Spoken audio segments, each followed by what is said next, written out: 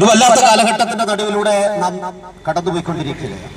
എവിടെയും കൊലപാതകങ്ങൾ, എവിടെയും അക്രമങ്ങൾ, അരാജകത്വങ്ങൾ, എല്ലാവിധത്തിലുള്ള തിന്മകളും ദേശത്ത് പെരുകിക്കൊണ്ടിരിക്കുകയാണ്. സ്നേഹം തണുത്തുറന്നുപോയി. മനുഷ്യർക്ക് തമ്മിൽ യാതൊരു സ്നേഹവുമില്ല, സഹോദരങ്ങൾ തമ്മിൽ യാതൊരു ബന്ധവുമില്ല. എല്ലാ അർത്ഥത്തിലും മനുഷ്യൻ തകർന്ന് വല്ലാത്ത ഒരു അനുഭവത്തിന്റെ നടുവിലൂടെ പോകുന്നു. എന്തിനേറെ പറയുന്നു, പെറ്റ കുഞ്ഞിനോട് പോലും സ്നേഹം കാണിക്കാത്ത അമ്മമാർ പെരുകുന്ന നാടായി നമ്മുടെ നാട് മാറിക്കൊണ്ടിരിക്കുന്നു. പെറ്റ കുഞ്ഞിനെ കൊന്നിട്ട് കവർണാത്താക്കി റോഡിലേക്ക് വലിച്ചെറിയാൻ യാതൊരു വിധത്തിലുമുള്ള മടിയുമില്ലാത്ത അമ്മമാർ പെരുകുന്ന നാടായി നമ്മുടെ നാട് മാറിക്കൊണ്ടിരിക്കുന്നു. യൗവനക്കാരായ പ്രിയപ്പെട്ടവർ നമ്മുടെ തെരുവീതികളിൽ ഗൂണ്ടാ സംഘങ്ങൾ തമ്മിൽ ഏറ്റുമുട്ടി 19ഉം 20ഉം ഒക്കെ വയസ്സുള്ള കുഞ്ഞുങ്ങൾ മരിച്ചു വീഴുന്ന നാടായി നമ്മുടെ നാട് മാറിക്കൊണ്ടിരിക്കുന്നു. ഇങ്ങനെ വല്ലാത്ത ഒരു അനുഭവത്തിന്റെ നടുവിലേക്ക് നമ്മൾ പോകുമ്പോൾ എല്ലായിടത്തും വില്ലന്മാരായി നിൽക്കുന്നത് ലഹരിയും ലഹരി മരുന്നും അതുപോലെയുള്ള മദ്യപാനവും ഒക്കെയാണെന്നുള്ളതും നമുക്കാർക്കും നിഷേധിക്കാൻ കഴിയാത്ത കാര്യമാണ്. നമ്മുടെ പത്രമാധ്യമങ്ങളും അതുപോലെയുള്ള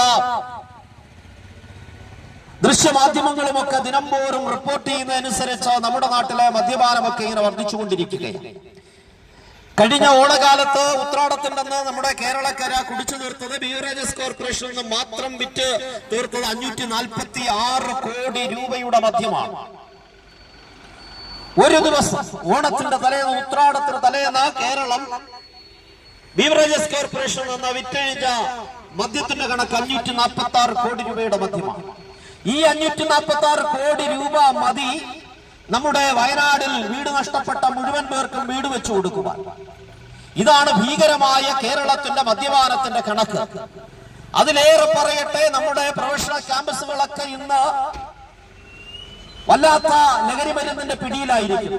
ഒരു കാലത്ത് വിദേശ രാജ്യങ്ങളിലൊക്കെ ഉണ്ട് എന്ന് നാം കേട്ടിരുന്ന മാരകമായ ലഹരി പദാർത്ഥമായ MDMA അടക്കമുള്ള ലഹരി പദാർത്ഥങ്ങൾ ഇന്ന് വ്യാപകമായി നമ്മുടെ പ്രൊഫഷണൽ ക്യാമ്പസുകളിലും നമ്മുടെ പട്ടണങ്ങളിലും മാത്രമല്ല നമ്മുടെ ഗ്രാമപ്രദേശങ്ങളിലും ഇതൊക്കെ സുലഭമായി കൊണ്ടിരിക്കുന്നു. എന്തിനേറെ പറയുന്നു, പണ്ട് ഒത്തിരി പ്രായമുള്ളവരൊക്കെയാണ് മദ്യമൊക്കെ ഉപയോഗിച്ചിരുന്നതെങ്കിൽ ഇന്ന് സ്കൂളിൽ പഠിക്കുന്ന കുഞ്ഞുങ്ങളടക്കം ഇത്തരത്തിലുള്ള ലഹരി പദാർത്ഥങ്ങൾ ഉപയോഗിക്കുകയാണ്. മണപ്പിക്കുന്നതും കുത്തിവെക്കുന്നതും മുറിവിലൂടെ കയറ്റിവിടുന്നതും നാക്കിനടിയിൽ വെക്കുന്നതും പല തരത്തിലുള്ള ലഹരി പദാർത്ഥങ്ങളും നാട്ടിൽ വ്യാപകമായി ലഭ്യമായി കൊണ്ടിരിക്കുകയാണ്. ഒരു തലമുറ തന്നെ നഷ്ടപ്പെട്ടുകൊണ്ടിരിക്കുന്നു, ഒരു തലമുറ തന്നെ നശിച്ചുകൊണ്ടിരിക്കുന്നു.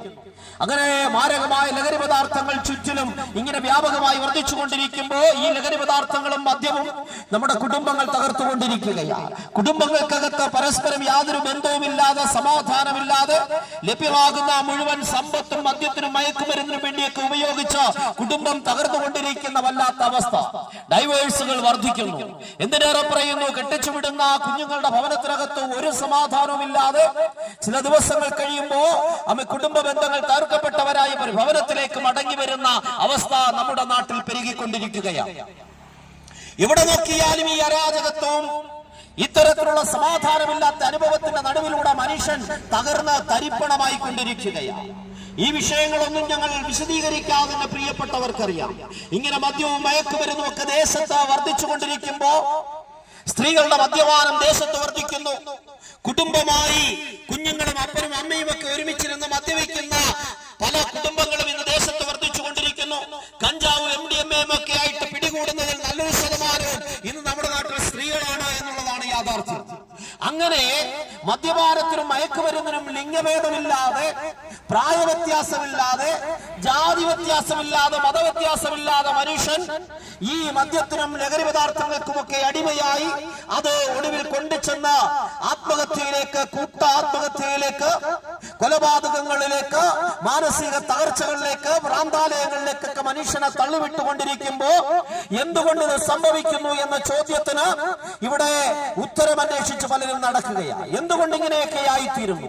ഇവിടെ മതങ്ങളില്ലാഞ്ഞിട്ടാണോ, മത നേതാക്കന്മാരില്ലാഞ്ഞിട്ടാണോ, അല്ലെങ്കിൽ ആരാധനാലയങ്ങളില്ലാഞ്ഞിട്ടാണോ, തീർത്ഥാടന കേന്ദ്രങ്ങളില്ലാഞ്ഞിട്ടാണോ, ഏതെങ്കിലും വിധത്തിലുള്ള ധ്യാന കേന്ദ്രങ്ങളില്ലാഞ്ഞിട്ടാണോ, സാംസ്കാരിക നായകന്മാർ, വിദ്യാഭ്യാസത്തിന്റെ കുറവ്, ഇതുവല്ലോ നമ്മുടെ നാട്ടിലുണ്ടായിട്ടാണോ ഇതൊക്കെ സംഭവിക്കുന്നത് എന്ന എല്ലാത്തിന്റെ ഉത്തരമായിട്ട് ഞങ്ങൾ വിശ്വസിക്കുന്ന വിശുദ്ധ വേദപുസ്തകം പറയുന്നു, ഒരൊറ്റ കാര്യം, മനുഷ്യൻ ജനിക്കുന്നത് പാപത്തോടെയാണ്. ഒരു മനുഷ്യനിൽ നിന്ന് ഭൂമിയിലെ സകല മാനവംശവും ജനിച്ചെങ്കിൽ ആ മനുഷ്യൻ പാപം ചെയ്തതിലൂടെ ലോകത്തിൽ പാപം പ്രവേശിച്ചു. മനുഷ്യനെ ദൈവം സൃഷ്ടിച്ചത് ദൈവത്തിന്റെ സ്നേഹസമ്പൂർണതയിൽ ദൈവത്തിൻ്റെതായ എല്ലാ സ്വഭാവത്തോടു കൂടി ഭൂമിയിൽ സൃഷ്ടിച്ച മനുഷ്യൻ, ദൈവത്തോടുള്ള കൂട്ടായ്മയിൽ ജീവിക്കാൻ ദൈവം സൃഷ്ടിച്ച മനുഷ്യൻ. എന്നാൽ അവൻ പാപം ചെയ്ത് ദൈവത്തെ ധിക്കരിച്ച് ദൈവം അവന് കൊടുത്ത സ്നേഹവും സന്തോഷവും ദൈവം അവന് കൊടുത്ത ദൈവിക കൂട്ടായ്മയും ഒക്കെ നഷ്ടപ്പെടുത്തി അവന്റെ സ്വന്തം ഇഷ്ടപ്രകാരം അവൻ ജീവിക്കാൻ ശ്രമിച്ചപ്പോൾ അവന്റെ അകത്ത് പ്രവേശിച്ചതാണ് പാപം. ഒരു മനുഷ്യനാൽ പാപം ഭൂമിയിൽ പ്രവേശിച്ചതുകൊണ്ട് ആ മനുഷ്യന്റെ വംശപരമ്പരകളായി ഭൂമിയിൽ ജനിക്കുന്ന സകല മനുഷ്യനും, അത് ഇസ്ലാം ആകട്ടെ, ഹിന്ദു ആകട്ടെ, ക്രിസ്ത്യാനിയാകട്ടെ, പാഴ്സിയാകട്ടെ, അല്ലെങ്കിൽ ഏത് ദേശക്കാരനോ ആകട്ടെ, ഏത് മതത്തിൽപ്പെട്ടവനാകട്ടെ, ഏത് ജാതിയിൽപ്പെട്ടവനാകട്ടെ, ഭൂമിയിൽ ജനിക്കുന്ന സകല മനുഷ്യരും പാപത്തോടെ ജനിക്കുന്നു എന്ന് വിശുദ്ധ ബൈബിൾ പറയുന്നു. അതിനെ പലരും ജന്മപാപം എന്ന് പറയാറുണ്ട്. ജനിക്കുമ്പോഴേ മനുഷ്യൻ പാപിയായിട്ടാണ് ജനിക്കുന്നത്. ആദി പാപമെന്നും ജന്മപാപമെന്നും ഒക്കെ പേര് വിളിക്കാറുണ്ട് അതിനെ. അങ്ങനെ മനുഷ്യൻ ജനിക്കുന്നതേ പാപിയായിട്ടാണ്. അങ്ങനെ പാപിയായി ജനിക്കുന്ന മനുഷ്യന് അവൻ ഒരിക്കലും നന്മ ചെയ്ത് ജീവിക്കാൻ കഴിയില്ല. അവന്റെ ഹൃദയത്തിൽ ഒത്തിരി ആഗ്രഹമുണ്ട് നന്മ ചെയ്ത് ജീവിക്കണമെന്ന്. പക്ഷെ അവന്റെ ശരീരത്തിൽ നന്മ വസിക്കുന്നില്ല എന്നാ ഞങ്ങൾ വിശ്വസിക്കുന്ന വിശുദ്ധ ബൈബിൾ അടിവരയിട്ട് പറയുന്നത്. കാരണം അവന് നന്മ വസിക്കാത്തത് കൊണ്ട് അവൻ എത്ര ഇച്ഛിച്ചാലും എത്ര ആഗ്രഹിച്ചാലും അവന് നന്മ ചെയ്യാൻ കഴിയുന്നില്ല. ആഗ്രഹിക്കുന്ന നന്മ ചെയ്യാതെ ഇഷ്ടപ്പെടാത്ത ആഗ്രഹിക്കാത്ത തിന്മ ചെയ്യുന്ന അനുഭവത്തിലേക്ക് മനുഷ്യൻ വീണുപോവുകയാണ്. ഇതാണ് മനുഷ്യൻ പാപത്തിൽ വളരുന്നത്. ഇതിനെ കർമ്മപാപം എന്ന് പറയും. എത്ര ആഗ്രഹിച്ചാലും മനുഷ്യന് മനുഷ്യന് നന്മ ചെയ്യാൻ കഴിയാതെ മനുഷ്യൻ വീണ്ടും വീണ്ടും പാപത്തിലേക്ക് വീണുപോവുകയാണ്. ഒരു ഉദാഹരണം ഞാൻ പറയാം. നമ്മുടെ വീട്ടിലുള്ള കുഞ്ഞുങ്ങളെയൊക്കെ നിങ്ങൾ ശ്രദ്ധിച്ചിട്ടുണ്ടോ? കുഞ്ഞുങ്ങളെ കള്ളം പറയാൻ ആരും പഠിപ്പിക്കണ്ട. അവർ സന്ദർഭം വരുമ്പോൾ താനെ കള്ളം പറയുകയാണ്. മോഷ്ടിക്കാൻ ആരെയും പ്രത്യേകിച്ച് പഠിപ്പിക്കണ്ട. മദ്യപിക്കാനോ ലഹരി മരുന്ന് ഉപയോഗിക്കാനോ അതല്ലെങ്കിൽ കൊലപാതകം നടത്താനോ ഒന്ന് യൂട്യൂബിൽ നോക്കി 2 ആഴ്ചത്തെ ക്ലാസ് ഒന്നും എടുത്ത് ആരും പഠിപ്പിക്കേണ്ടുന്ന കാര്യമില്ല. ഇതൊക്കെ ഇൻബോൺ ആയിട്ട് അവന്റെ അകത്ത് കിടക്കുകയാ. മനുഷ്യൻ പാപത്തിൽ ജനിച്ച് പാപത്തിൽ വളർന്നുകൊണ്ടിരിക്കുകയാ. പാപത്തിൽ ജനിച്ച് പാപത്തിൽ വളർന്ന് പോകുന്ന മനുഷ്യൻ ഒരിക്കൽ അവൻ പാപത്തിൽ മരിക്കുവാനിടയായിത്തീരും. അങ്ങനെ പാപത്തിൽ മരിക്കുന്ന മനുഷ്യന് വേണ്ടി ദൈവം ഒരുക്കി വെച്ചിട്ടുള്ളതാണ് നിത്യമായ ന്യായവിധി എന്ന് പറയുന്നത്. വിശുദ്ധ ബൈബിൾ പറയുന്നു, പാപത്തിൽ ജനിച്ച് പാപത്തിൽ വളരുന്ന മനുഷ്യൻ പാപത്തിൽ മരിച്ച് നിത്യമായ ന്യായവിധിക്കായിട്ട് മാറ്റിവെച്ചിരിക്കുകയാണ്. അവൻ ചെന്നെത്തുന്ന സ്ഥലത്തെ കുറിച്ചാണ് വേദപുസ്തകം പറയുന്നത് നരകമെന്ന് പറയുന്നത്. ഒരിക്കലും മനുഷ്യന് തിരിച്ചു വരാൻ കഴിയാത്ത വണ്ണം അത്തരത്തിലുള്ള കത്തുന്ന തീയുടെയും ഗന്ധകത്തിന്റെയും നടുവിൽ കെടാത്ത തീയുടെയും ചാകാത്ത പുഴുക്കളുടെയും നടിയിലേക്ക് ഒരു മനുഷ്യൻ ചെന്നെത്തുകയാണ്. എന്നാൽ മനുഷ്യന് ഈ നിത്യമായ നരകത്തിൽ നിന്ന്, നിത്യമായ ന്യായവിധിയിൽ നിന്ന് അവന് പുറത്തു വരാൻ ഈ ലോകത്തിലെ ജീവിതത്തിൽ മാത്രമേ കഴിയൂ. മരണശേഷം മനുഷ്യൻ നടത്തുന്ന ഒരു കർമ്മങ്ങൾ കൊണ്ടോ ആചാരങ്ങൾ കൊണ്ടോ അനുഷ്ഠാനങ്ങൾ കൊണ്ടോ ചാത്തവും അടിയന്തരവും സഞ്ചയനവും ധൂപപ്രാർത്ഥനയും ഒന്നും കൊണ്ട് ഒരു മനുഷ്യനെയും, മരിച്ചുപോയ ഒരു മനുഷ്യനെയും തിരിച്ച് നിത്യതയിലേക്കോ സ്വർഗത്തിലേക്കോ നിത്യമായ സന്ദേശത്തിലേക്കോ എത്തിക്കാൻ കഴിയില്ല. അതിന് കഴിയുന്നത് ഈ ഭൂമിയിൽ ജീവിച്ചിരിക്കുമ്പോഴാണ്. ഭൂമിയിൽ ജീവിച്ചിരിക്കുമ്പോഴാണ് ഒരു മനുഷ്യൻ തീരുമാനിക്കേണ്ടത് അവന്റെ നിത്യത എവിടെയായിരിക്കണമെന്ന് തീരുമാനിക്കേണ്ടത്. മരണത്തിന് ശേഷം ഒരു മനുഷ്യനും അവന്റെ നിത്യതയെ കുറിച്ച് തീരുമാനമെടുക്കാൻ കഴിയില്ല. എല്ലാ മതങ്ങളും ഇങ്ങനെ മരണശേഷമുള്ള കർമ്മങ്ങളും ആചാരങ്ങളും അത്തരത്തിലുള്ള ക്രിയകളെ കുറിച്ച് പഠിപ്പിക്കുകയും ചെയ്യുമ്പോ ഞങ്ങൾ വിശ്വസിക്കുന്ന വിശുദ്ധ ബൈബിൾ അടിവരയിട്ട് പറയുന്നു, മരണത്തിന് ശേഷമുള്ള ഒരു കർമ്മത്തിനും ആചാരത്തിനും അനുഷ്ഠാനത്തിനും മനുഷ്യനെ പാപത്തിൽ നിന്ന് പുറത്തു കൊണ്ടുവന്ന് നിത്യതയിൽ എത്തിച്ചേരാൻ കഴിയില്ല. അതുകൊണ്ട് ഭൂമിയിൽ ജീവിച്ചിരിക്കുമ്പോൾ മനുഷ്യൻ നിത്യതയ്ക്ക് വേണ്ടുന്നത് സമ്പാദിക്കണം. എന്നേക്കും ഒരു മനുഷ്യനും ജീവിച്ചിരിക്കാൻ കഴിയില്ല. ഈ പ്രസംഗിക്കുന്ന എനിക്കും എന്നെ കേൾക്കുന്ന ദേശനിവാസികളായ പ്രിയപ്പെട്ടവരും ആരും എന്നേക്കും ജീവിച്ചിരിക്കില്ല. നമ്മുടെയൊക്കെ പൂർവികന്മാരൊക്കെ ഇവിടെ ജീവിച്ചിരുന്നു എന്നാണ് നമ്മൾ പറയുന്നത്. കാരണം അവരൊക്കെ മരണം മൂലം മാറ്റപ്പെട്ടു പോയി. മരണം ഒരു യാഥാർത്ഥ്യമാണ്. നമ്മുടെയൊക്കെ ജീവിതത്തിൽ മരണം എന്ന് വേണമെങ്കിലും കടന്നു വരാം.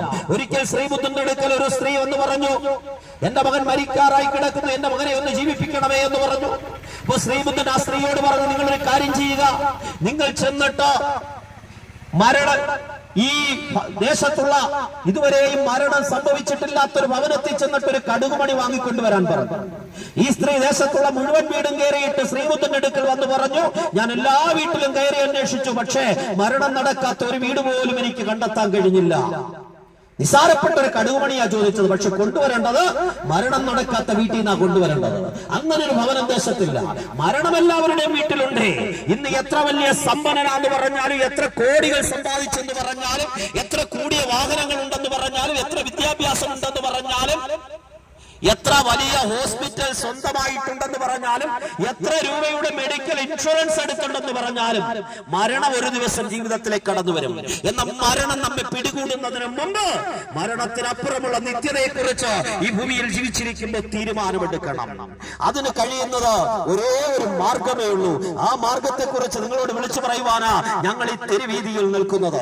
ഇതങ്ങ് ഏതെങ്കിലും പള്ളിക്കകത്ത് അല്ലെങ്കിൽ ഏതെങ്കിലും ഹോളിനകത്ത് അടച്ചിട്ട മുറിക്കകത്ത് പ്രസംഗിച്ചാ പോരേ എന്ന് നിങ്ങൾ ചോദിക്കും. പക്ഷേ വേദപുസ്തകം പറയുന്നു, യേശുക്രിസ്തുവിന്റെ ജനന സമയത്ത് അവിടെ പ്രത്യക്ഷപ്പെട്ട ദൂതന്മാർ വിളിച്ചു പറഞ്ഞു, സകല ജനത്തോടും സുവിശേഷിക്കുന്ന സന്ദേശമാണ് ഈ സന്ദേശം. യേശുക്രിസ്തുവിന്റെ ജനനം സകല മനുഷ്യനും വേണ്ടിയുള്ളതാ. അത് ക്രിസ്ത്യാനിക്ക് വേണ്ടി മാത്രമുള്ളതല്ല, ഏതെങ്കിലും പ്രദേശക്കാർക്ക് വേണ്ടി മാത്രമുള്ളതല്ല, ഏതെങ്കിലും പ്രത്യേക സമുദായക്കാർക്ക് വേണ്ടി മാത്രമുള്ളതല്ല. സകല മാനവകുലത്തിനും ഉണ്ടാകുന്ന സന്തോഷം ഞാൻ നിങ്ങളോട് സുവിശേഷിക്കുന്നു എന്ന് ദൂതൻ വിളിച്ചു പറയുന്നെങ്കിൽ ആ സന്തോഷം ഈ ദേശത്തോട് അറിയിക്കാനുള്ളതാ, സകല ജനവും അറിയാനുള്ളതാ. അതുകൊണ്ട് ഇതുപോലെ സകല ജനവും ഈ വിഷയങ്ങൾ അറിയുന്നത് കൊണ്ടാ ഞങ്ങളുടെ കൂടെയുള്ള പ്രിയ ശിഹാബുദ്ദീനും ഞങ്ങളുടെ കൂടെയുള്ള പ്രിയ മുരളിയും ഉണ്ണികൃഷ്ണനും ഒക്കെ യേശുവിനെ കണ്ടെത്തുവാനിടയായി തീർന്നത്. ജാതി ഏതാകട്ടെ, മതം ഏതാകട്ടെ, വർഗം ഏതാകട്ടെ, ദേശമേതുമാകട്ടെ, നിത്യതയിൽ എത്തിച്ചേരാൻ ഒരേ ഒരു മാർഗമേ ഉള്ളൂ. അത് ഞങ്ങൾ പ്രസംഗിക്കുന്ന യേശുക്രിസ്തുവിന്റെ മാർഗമാണ്. നിത്യതയിൽ എത്തിച്ചേർന്ന് നിർത്തുവാൻ, ഒരു മനുഷ്യനെ നിത്യമായ സന്തോഷത്തിലേക്ക് കൊണ്ടെത്തിക്കുന്ന ഒരേ ഒരു മാർഗം അത് യേശുവിന്റെ മാർഗമാണ്.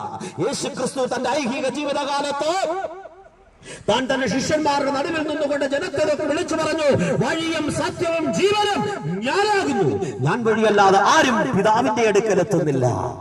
ദൈവസന്നിധിയിൽ എത്തിച്ചേരാൻ ഒരേ ഒരു വഴി യേശുവാകുന്ന വഴി, ഒരേ ഒരു സത്യം യേശുവാകുന്ന സത്യം. യേശുക്രിസ്തു പറഞ്ഞു, ഞാനാകുന്നു വാതിൽ. സ്വർഗത്തിലെത്താൻ ഒരു വാതിലേ ഉള്ളൂ, അത് യേശുവാകുന്ന വാതിലാണ്. ഒത്തിരി വാതിലൊന്നുമില്ല, ഒത്തിരി മധ്യസ്ഥന്മാരില്ല, ഒത്തിരി പുണ്യവാളന്മാരില്ല, ഒത്തിരി ആചാരങ്ങളില്ല, ഒത്തിരി അനുഷ്ഠാനങ്ങളില്ല. ഒരേ ഒരു മാർഗം. ഞങ്ങൾ പ്രസംഗിക്കുന്ന വിശ്വാസത്തിന്റെ മാർഗമാണ്. ഇത് കർമ്മത്തിന്റെ മാർഗമല്ല, വിശ്വാസത്തിന്റെ മാർഗമാണ്. മനുഷ്യനും ദൈവത്തിനും ഇടയിൽ മധ്യസ്ഥനായി ഒരുവനേ ഉള്ളൂ. അവനാ ഞങ്ങൾ പ്രസംഗിക്കുന്ന യേശുക്രിസ്തു. യേശുക്രിസ്തു ആരായിരുന്നു എന്ന് വേദപുസ്തകം പറയുന്നു. അവൻ ദൈവത്തോടൊപ്പമായിരുന്നവനാണ്, ദൈവമായിരുന്നവനാണ്. ദൈവത്തിന്റെ സമത്വം മുറുകെ പിടിക്കാതെ ആ ദൈവത്തിന്റെ തേജസ് വേണ്ടെന്ന് വെച്ച് ഈ ഭൂമിയിലേക്ക് മനുഷ്യനെ വിടുവിക്കുവാൻ മനുഷ്യരൂപത്തിൽ ഇറങ്ങി വന്നവനാ ഞങ്ങൾ പ്രസംഗിക്കുന്ന യേശുക്രിസ്തു. ദൈവം ഭൂമിയിൽ അവതരിച്ചപ്പോ മനുഷ്യനായിട്ട് അവതരിച്ചത്. കാരണം മനുഷ്യനെ വിടുവിക്കണമെങ്കിൽ, മനുഷ്യനെ പാപത്തിൽ നിന്ന് പുറത്തു കൊണ്ടുവരണമെങ്കിൽ, മനുഷ്യനെ സ്നേഹത്തിന്റെ നിറകുടമായ നിത്യതയുടെ അനുഭവത്തിലേക്ക് അവനെ മടക്കിക്കൊണ്ടു ചെല്ലണമെങ്കിൽ സ്നേഹത്തിന്റെ നിറകുടമായ സത്യദൈവമായ ദൈവത്തിന് മാത്രമേ കഴിയുകയുള്ളൂ. അതുകൊണ്ട് ദൈവം ഭൂമിയിലേക്ക് മനുഷ്യ രൂപത്തിൽ ഇറങ്ങി വന്നു. ഏതെങ്കിലും പക്ഷിമൃഗാദികളുടെ രൂപത്തിലോ വസ്തുവിന്റെ രൂപത്തിലോ അല്ല ദൈവം ഭൂമിയിൽ അവതരിച്ചത്. ദൈവം ഭൂമിയിൽ അവതരിച്ചത് മനുഷ്യനായി അവതരിച്ചു. എന്നിട്ട് മാനവകുലത്തിന്റെ മുഴുവൻ പാപവും എന്നെയും എന്നെ കേൾക്കുന്ന പ്രിയപ്പെട്ടവരെ സകല ദേശനിവാസികളുടെയും ആദാം മുതൽ ഇന്നയോളം ഭൂമിയിൽ ജനിച്ചിട്ടുള്ള സകല മനുഷ്യന്റെയും പാപം സ്വന്തം ശരീരത്തിൽ യേശു ഏറ്റെടുത്തു. പ്രിയമുള്ളവരെ, ഇന്ന് പകൽ നിങ്ങൾ അറിയണം, യോർദാൻ ആറ്റിൽ യേശു ഇറങ്ങി നിന്നുകൊണ്ട് സ്നാപകയോഹന്നാന്റെ കൈ കീഴിൽ സ്നാനപ്പെടുമ്പോ സ്വർഗം തുറന്ന് അവനെ നോക്കി വിളിച്ചു പറഞ്ഞു, ഇവൻ എന്റെ പ്രിയപുത്രൻ, ഇവനിൽ ഞാൻ സംപ്രീതനായിരിക്കുന്നു. എന്താ കാരണം? മാനവകുലത്തിന്റെ മുഴുവൻ പാപവും സ്വന്തം ശരീരത്തിൽ വഹിച്ചുകൊണ്ട് മാനവകുലത്തെ വിടുവിക്കുവാൻ ഭൂമിയിൽ അവതരിച്ച ദൈവകുഞ്ഞാടായ യേശുക്രിസ്തുവിന്റെ മേൽ ദൈവത്തിന്റെ പ്രസാദം വെളിപ്പെടുവാനിടയായിത്തീർന്നു. അങ്ങനെ സകല മനുഷ്യന്റെയും പാപം സ്വന്തം ശരീരത്തിൽ വഹിച്ചുകൊണ്ട് കാൽവരിയുടെ കൊലക്കളത്തിൽ 3 ആണികളിൽ മേൽ തൂങ്ങി യേശു മാനവകുലത്തിന്റെ പാപത്തിന്റെ പരിഹാരത്തിനായി യാഗമായി തീരുവാനിടയായി തീർന്നു. അതുകൊണ്ട് ഇന്ന് പകൽ ഞങ്ങൾക്ക് വിളിച്ചു പറയുവാനുണ്ട്, യേശുക്രിസ്തുവിന്റെ മരണം ഒരു സ്വാഭാവിക മരണമല്ല, യേശുക്രിസ്തുവിന്റെ മരണം ഒരു കൊലപാതകമല്ല, യേശുക്രിസ്തുവിന്റെ മരണം ഒരു ആത്മഹത്യയല്ല, മറിച്ച് യേശുവിന്റെ മരണം അത് ഒരു അകൃത്യയാഗമായിരുന്നു. പാപത്തിൽ നിന്ന് മനുഷ്യനെ പുറത്തു കൊണ്ടുവരുവാനുള്ള ഒരേ ഒരു യാഗം അത് യേശുവിന്റെ അകൃത്യയാഗമായിരുന്നു. ആ യേശുക്രിസ്തുവിന്റെ പാപപരിഹാര യാഗത്തിൽ വിശ്വസിക്കുന്ന സകലർക്കും സൗജന്യമായി പാപമോചനം വേദപുസ്തകം വാഗ്ദത്തം ചെയ്യുകയാണ്. അതുകൊണ്ടാണ് വേദപുസ്തകം പറയുന്നത്, അവന്റെ പുത്രനായ യേശുവിന്റെ രക്തം സകല പാപവും പോക്കി നമ്മെ ശുദ്ധീകരിക്കുന്നു. അതിന് തീർത്ഥാടനം നടത്തണ്ട, കാഴ്ചകൾ നടത്തണ്ട, കർമാനുഷ്ഠാനങ്ങൾ നടത്തണ്ട. പാരമ്പര്യം കൊണ്ടും ഒരു പ്രയോജനവുമില്ല. ഇരിക്കുന്ന ഇരിപ്പിലിരുന്നു കൊണ്ട് ഞാനൊരു പാപിയാണെന്ന് യേശുവിനോട് ഏറ്റുപറഞ്ഞു, യേശുവേ നീ എനിക്ക് പകരക്കാരനായി, നീ എനിക്ക് പകരക്കാരനായി, എന്റെ പാപത്തിന്റെ പരിഹാരത്തിനായി ഞാൻ മരിക്കേണ്ടുന്ന സ്ഥാനത്ത് എനിക്ക് പകരക്കാരനായി കാൽവരിയിൽ യാഗമായി മാറിയവനാണ് എന്റെ യേശുവെന്ന ഹൃദയത്തിൽ വിശ്വസിച്ച് അതരം കൊണ്ട് ഏറ്റുപറയുന്നുവെങ്കിൽ സൗജന്യമായി ഇന്ന് പകൽ നിങ്ങൾക്കും പാപമോചനം ലഭിക്കുകയാണ്. അതുകൊണ്ടാണ് വേദപുസ്തകം പറയുന്ന അവന്റെ പുത്രനായ യേശുവിന്റെ രക്തം സകല പാപവും പോക്കി നമ്മെ ശുദ്ധീകരിക്കുന്നു. അവനെ കൈക്കൊണ്ട് അവന്റെ നാമത്തിൽ വിശ്വസിക്കുന്ന സകലർക്കും ദൈവമക്കളാകുവാൻ അവൻ അധികാരം കൊടുത്തിരിക്കുന്നു. വേദപുസ്തകം വീണ്ടും പറയുകയാണ്, യേശു ക്രിസ്തുവിനെ കുറിച്ച് ഇങ്ങനെയാണ് പറയുന്നത്, തന്റെ ഏകജാതനായ പുത്രനെ വിശ്വസിക്കുന്ന ഏവനും നശിച്ചു പോകാതെ നിത്യജീവൻ പ്രാപിക്കേണ്ടതിന് അവന് നൽകുവാൻ തക്കവണ്ണം ദൈവം ലോകത്തെ സ്നേഹിച്ചു. പാപിയായ, ബലഹീനനായ, ഒരു പ്രയോജനവുമില്ലാത്ത, നന്മ വസിക്കാത്ത നമ്മെ തേടി വന്ന യേശു ക്രിസ്തു, സ്വർഗം വിട്ട് താണഭൂമിയിലേക്ക് മനുഷ്യരൂപത്തിൽ ഇറങ്ങി വന്ന യേശു ക്രിസ്തു, സ്നേഹത്തിന്റെ നിറകുടമായവൻ നമ്മുടെ പാപത്തിന്റെ പരിഹാരത്തിനായി കാൽവരിയിൽ മരിച്ചു. അത് വിശ്വസിക്കുന്ന സകലർക്കും സൗജന്യമായി എത്തിച്ചേരാൻ കഴിയും. ഇതാകുന്നു സുപ്രസാദകാലം, ഇതാകുന്നു രക്ഷാ ദിവസം. വിശ്വസിച്ച് യേശുവിനെ ഹൃദയത്തിൽ സ്വീകരിക്കുന്ന സകലർക്കും ദൈവമക്കളാകുവാൻ കഴിയും. അതുകൊണ്ട് ഇന്ന് പകൽ ഞങ്ങൾ പറയട്ടെ, മറ്റാരിലും കൂടെ നിങ്ങൾക്ക് ഈ രക്ഷ ലഭിക്കില്ല. മറ്റൊരു സംഘടനയിലൂടെ, മറ്റൊരു മതത്തിലൂടെയോ അല്ലെങ്കിൽ മറ്റ് ഏതെങ്കിലും കർമ്മ അനുഷ്ഠാനങ്ങളിലൂടെയോ വ്യക്തികളിലൂടെയോ ഒന്നും ഈ രക്ഷ ലഭിക്കുകയില്ല. അതുകൊണ്ട് ഈ തിരുവോരത്ത് നിന്ന് ശിഹാബുദ്ദീനും ഉണ്ണികൃഷ്ണനും മുരളിയും ആൽബർട്ടും ഞങ്ങളെല്ലാം ഒരുമിച്ച് നിന്ന് ആവേശത്തോടെ ഇന്ന് പകലും വിളിച്ചു പറയുന്നു, മറ്റൊരുത്തരിലും രക്ഷയില്ല. ആകാശത്തിന്റെ കീഴിൽ മനുഷ്യരുടെ രക്ഷയ്ക്കായി നൽകപ്പെട്ട ഒരേ ഒരു നാമം അത് യേശു ക്രിസ്തുവിന്റെ നാമമാണ്. അവൻ മാത്രമാണ് മനുഷ്യനും ദൈവത്തിനും ഇടയ്ക്കുള്ള മധ്യസ്ഥൻ. ദൈവത്തെ അറിയണോ, യേശുവിനെ അറിയണം. മനുഷ്യനെ അതിന്റെ പൂർണ്ണതയിൽ മനസ്സിലാക്കണോ, യേശുവിനെ അറിയണം. മനുഷ്യർക്കും ദൈവത്തിനും മധ്യസ്ഥനായ ഒരേ ഒരുവൻ യേശു ക്രിസ്തു. ആ ക്രിസ്തുവിനെ വിശ്വസിക്കുന്ന സകലർക്കും സൗജന്യമായി നിത്യജീവൻ ലഭിക്കുന്നു, നിത്യമായ സന്തോഷം ലഭിക്കുന്നു, നിത്യമായ സമാധാനം ലഭിക്കുന്നു. ഞങ്ങൾ പ്രസംഗിക്കുന്ന യേശു ക്രിസ്തു കാൽവരിയിലെ കൊലക്കളത്തിൽ അവൻ യാഗമായി തീർന്ന ഒരു കല്ലറയ്ക്കകത്ത് അന്ത്യവിശ്രമം കൊള്ളുകയല്ല. കല്ലറകളെ ഭേദിച്ച് മൂന്നാം ദിവസം ഉയർത്തെഴുന്നേറ്റ് വന്ന പാലസ്തീനായുടെ പച്ചമണ്ണിൽ തുറന്നു കിടക്കുന്ന കല്ലറയിൽ ഇങ്ങനെ ആലേഖനം ചെയ്തു, അവൻ ഇവിടെയില്ല, അവൻ ഉയർത്തെഴുന്നേറ്റിരിക്കുന്നു. ഇന്നും ഉയർത്തെഴുന്നേറ്റ് ജീവിക്കുന്ന യേശു ക്രിസ്തുവിനെ കുറിച്ച് ഞങ്ങൾ പ്രസംഗിക്കുന്നത്. മഹിമയുടെ വലതുഭാഗത്തിരുന്നു കൊണ്ട് സകല മനുഷ്യർക്കും വേണ്ടി പക്ഷപാതം ചെയ്യുന്ന യേശുവിനെ കുറിച്ചാണ് ഞങ്ങൾ പ്രസംഗിക്കുന്നത്. ഈ യേശു വേഗത്തിൽ വാനമേഘങ്ങളിൽ എഴുന്നള്ളും. ആരെ ചേർക്കാനാണെന്നറിയാമോ? തന്നെ പ്രതീക്ഷിച്ച, തന്നിൽ വിശ്വസിച്ച, രക്ഷാനിർണയം പ്രാപിച്ച, സ്നാനപ്പെട്ട് വിശുദ്ധിയെ തികച്ചു ജീവിക്കുന്ന തന്റെ ജനത്തെ ചേർക്കുവാൻ യേശു വേഗത്തിൽ വരാൻ പോവുകയാണ്. അതിന്റെ ലക്ഷണങ്ങളാ ലോകത്ത് കാണുന്ന യുദ്ധങ്ങളും യുദ്ധശ്രുതികളും ഈ കാണപ്പെടുന്ന അരാജകത്വം, പാപത്തിന്റെ വർധനവും ഒക്കെ വിളിച്ചു പറയുന്നു, യേശു വരാൻ സമയമായി.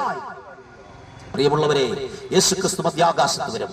തന്നെ പ്രതീക്ഷിച്ച്, തന്നെ ശുദ്ധീകരിച്ച് കാത്തു നിൽക്കുന്ന തന്റെ വിശുദ്ധ സഭ ഈ ഭൂമിയിൽ നെടുക്കപ്പെടും. കുഞ്ഞാടിന്റെ കല്യാണം നടക്കും. ആ കല്യാണ സന്ധ്യയ്ക്ക് ക്ഷണിക്കപ്പെട്ടവർ ഭാഗ്യവാന്മാരെന്ന് വേദപുസ്തകം പറയുന്നു. ഇന്ന് പകൽ നിങ്ങളെയും ഞങ്ങൾ അനുഭവിക്കുന്ന നിത്യമായ സമാധാനത്തിലേക്ക്, ഞങ്ങൾ അനുഭവിക്കുന്ന നിത്യമായ സന്തോഷത്തിലേക്ക്, ഞങ്ങൾ അനുഭവിക്കുന്ന നിത്യമായ ഈ സമാധാനം, സന്തോഷം, ഈ രക്ഷ, ഇതിലേക്ക് നിങ്ങളെയും ക്ഷണിക്കുന്നു. അഖില ലോക രക്ഷിതാവും മാനവകുലത്തിന്റെ രക്ഷിതാവും ഏകരക്ഷിതാവുമായ യേശു ക്രിസ്തുവിനെ വിശ്വസിക്കുക, വിശ്വസിച്ച് രക്ഷ പ്രാപിക്കുക. ഇനിയൊരു സന്ദേശം കേൾക്കുവാൻ ഒരുപക്ഷെ ജീവിതത്തിൽ അവസരം ഉണ്ടായെന്ന് വരികയില്ല.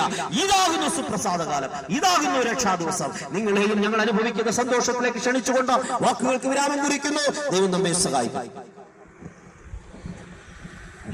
ഞങ്ങൾ നിങ്ങൾക്ക് വേണ്ടി പ്രാർത്ഥിക്കാൻ പോകുകയാണ്. പരിശുദ്ധ ദൈവമേ, സ്വർഗ്ഗം നല്ല കർത്താവേ, നല്ല നിമിഷത്തിനായി സ്തോത്രം ചെയ്യുന്നു. ദൈവിക സുവിശേഷ സത്യവുമായി ഈ പ്രദേശത്തേക്ക് അടുത്തു വരുവാൻ സർവകൃപാലുവായ ദൈവം ഞങ്ങൾക്ക് നൽകിയ അവസരത്തിനായി സ്തോത്രം. ഈ സന്ദേശം കേട്ട എല്ലാ പ്രിയപ്പെട്ടവരെയും ദൈവകരങ്ങളിലേക്ക് ഏൽപ്പിക്കുന്നു. ഇത്ര സമയം ക്ഷമയോടെ കർത്താവെ അവർ ദൈവവചനം കേൾപ്പാൻ തക്കണം ഇടയായി തീർന്നല്ലോ. അതവർ ജീവിതത്തിന് അനുഗ്രഹമാക്കി തീർക്കണമേ. ഈ വചനം കേട്ട ആരെങ്കിലും ഭാരത്തിലോ, പ്രയാസത്തിലോ, ദുഃഖത്തിലോ, രോഗത്തിലോ, സാമ്പത്തികമായ നഷ്ടത്തിലോ, ദാമ്പത്യമായ തകർന്ന അവസ്ഥയിലോ ആയിരിക്കുന്നുവെങ്കിൽ ഈ സന്ദേശം അവർക്ക് വിടുതലായി തീരട്ടെ. ഈ പ്രദേശത്തെ എല്ലാ ബിസിനസ് വ്യാപാരികളെയും വാഹനം ഓടിക്കുന്ന പ്രിയപ്പെട്ടവരെയും എല്ലാവരും വഹിച്ച് അല്ലല്ലേ ഞങ്ങൾ പ്രാർത്ഥിക്കുന്നു കർത്താവേ. അല്ലല്ലേ പിതാവിന്റെയും പുത്രന്റെയും പരിശുദ്ധാത്മാവിന്റെ നാമത്തിൽ എല്ലാ വ്യാപാര കേന്ദ്രങ്ങളെയും ഞങ്ങൾ അനുഗ്രഹിച്ച് പ്രാർത്ഥിക്കുന്നു. അനുഗ്രഹിക്കപ്പെട്ട ദേശമായി തീരട്ടെ. ദൈവത്തിന്റെ സമൃദ്ധി ഇവിടെ വെളിപ്പെടുവാൻ തൊക്കെ ഇടയാകേണ്ടതിനായി ഞങ്ങൾ പ്രാർത്ഥിക്കുന്നു. ഞങ്ങൾ കടന്നു പോകുന്ന മാറാത്ത ദൈവത്തിന്റെ സാന്നിധ്യം ഞങ്ങളോടും ഈ സന്ദേശം കേട്ട എല്ലാ പ്രിയപ്പെട്ടവരോടും കൂടി ഇരിക്കുമാറാകണമേ എന്ന് കർത്താവെ പ്രാർത്ഥിക്കുന്നു. മഹത്വം തിരുമേനിക്ക് കർത്താവായ യേശുക്രിസ്തു ഞങ്ങളുടെ പ്രാർത്ഥന കേൾക്കണമേ. സ്വർഗ്ഗ നല്ല പിതാവേ. യേശുക്രിസ്തു പാപികളെ രക്ഷിക്കുന്നു. യേശുക്രിസ്തു രോഗികളെ സൗഖ്യമാക്കുന്നു. യേശുക്രിസ്തു പരിശുദ്ധാത്മാവിനെ ദാനമായി നൽകുന്നു. അവൻ രാജാതി രാജാവായി വീണ്ടും വരുന്നു. നിന്റെ ദൈവത്തെ എതിരേൽപ്പാൻ ഒരുങ്ങിക്കൊള്ളുക. ഹല്ലേലൂയ, ഹല്ലേലൂയ, ഹല്ലേലൂയ. ആമേൻ. കർത്താവേ വേഗം വരണമേ. ആമേൻ. സ്തോത്രം. നിങ്ങളോടുള്ള നന്ദിയും കടപ്പാടും അറിയിക്കുന്നു. കർത്താവേ അവരെ അനുഗ്രഹിക്കുമാറാകട്ടെ.